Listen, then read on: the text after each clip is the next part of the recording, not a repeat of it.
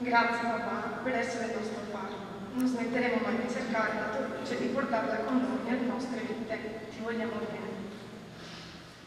Con la voce rotta dall'emozione, i figli Giovanna e Stefano hanno dedicato delle parole al loro padre, Sergio Piva, l'89enne, deceduto in un grave incidente avvenuto giovedì scorso su via Schiavonesca, a circa 500 metri dalla sua abitazione.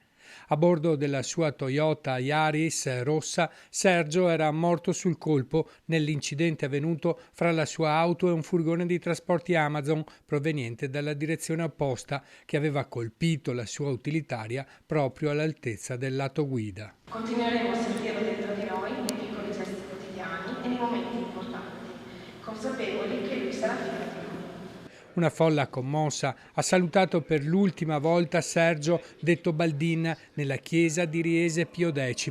Era un volto conosciuto e amato nel suo quartiere. Dopo una carriera presso la Berco di Castelfranco, l'89enne in pensione nutriva una grande passione per la vita che ha trasmesso a tutti, amici e familiari. Luce e timore per la famiglia.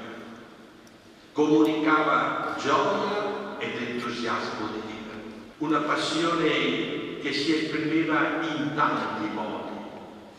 Potremmo dire un primo modo la passione del stabilire positive relazioni con le persone di fatto.